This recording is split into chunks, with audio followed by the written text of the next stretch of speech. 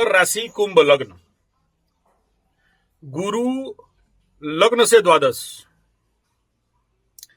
तो ये कंडीशन कहीं से भी, मैं जब द्वादश का हाउस एक्टिवेट हो रहा है और द्वादश का एनर्जी एक्टिवेट हो रहा है, तो ऐसे कंडीशन में आपको सबसे ज्यादा अगर पॉसिबिलिटीज है, आपको ब्राह्मण मिल जाए, गायत्री साधक ब्राह्मण मिल जाए या ऐसे ही पोंगा पंडित मिल जाए, कोशिश ये करो, एक ही एकदम सबसे सॉलिड रास्ता बता रहा हूं कि जी आंख में पड़ा कोई भी पंडित, आप दुकान में बैठे हो, रास्ता में जा रहे हो, किसी मंदिर में खड़े हो, कहीं भी कोई धोती पहना हुआ, चोटी रखा हुआ, तिलक लगा के बैठा पंडित दिख गया तो तुरंत पॉकेट से निकालो, हाथ में थमा दो।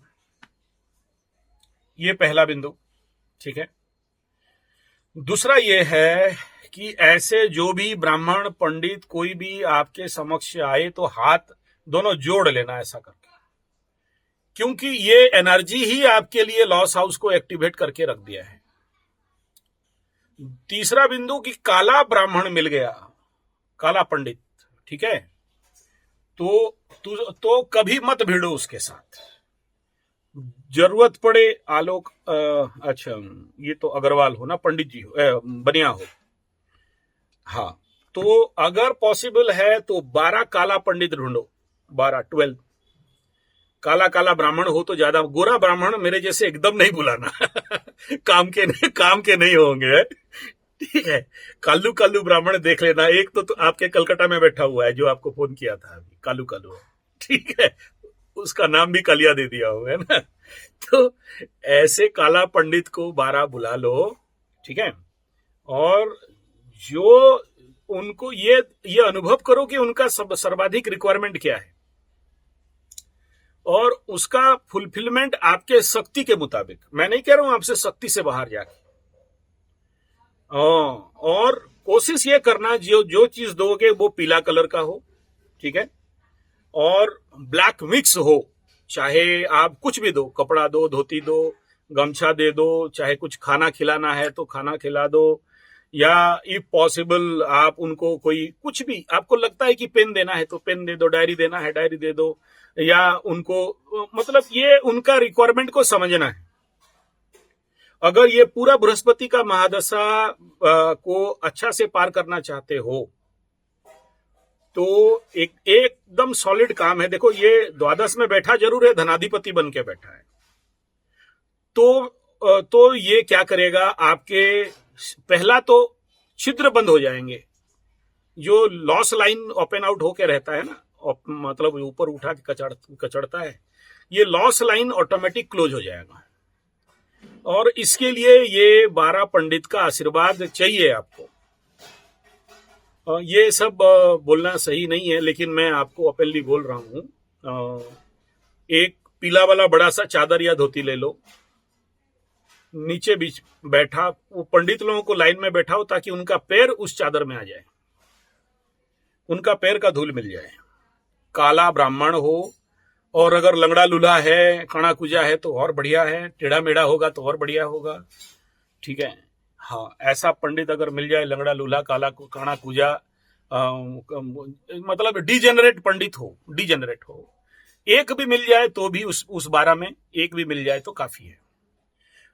और बुला के उनको सबको उच्चासन देना, नीचे नहीं बैठाना है, उच्चासन देना, यानी उनके लिए टेबल टाइप या चेयर टाइप ऐसे कुछ, अगर वो ब्लैक कलर का चेयर टेबल हो तो, क्योंकि एनवायरमेंट शनि का है, एनवायरमेंट शनि का है, तो उस शनि के एनवायरमेंट में गुरु बृहस्पति ब्राह्मण, ठीक है।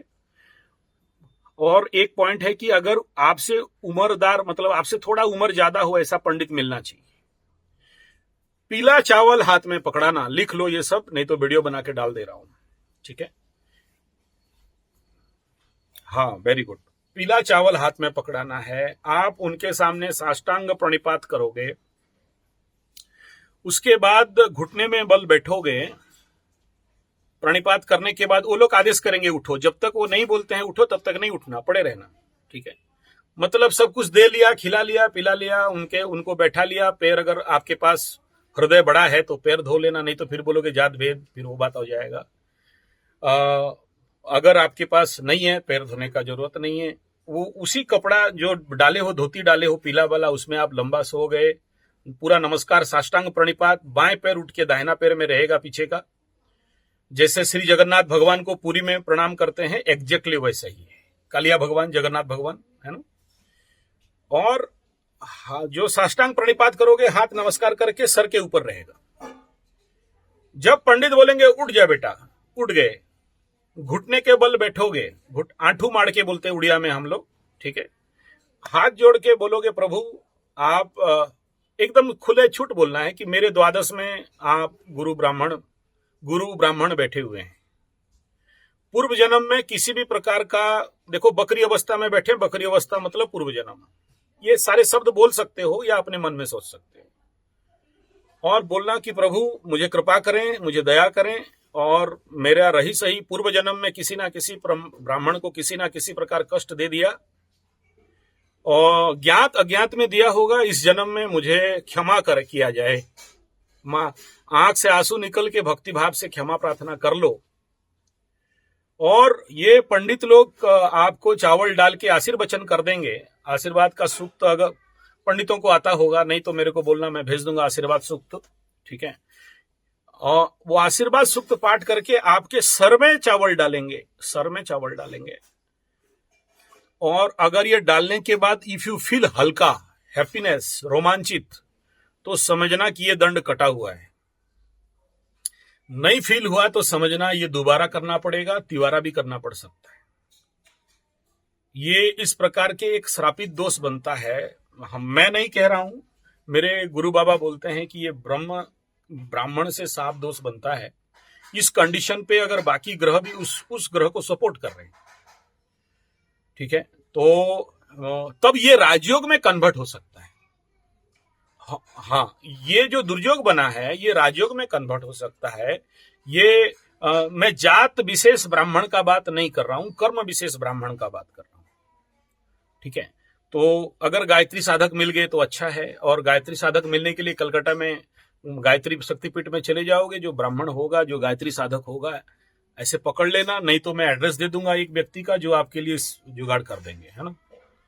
वो ये आपके लिए the top most and best remedy बनेगा आपके कुंडली के अनुसार, ठीक है।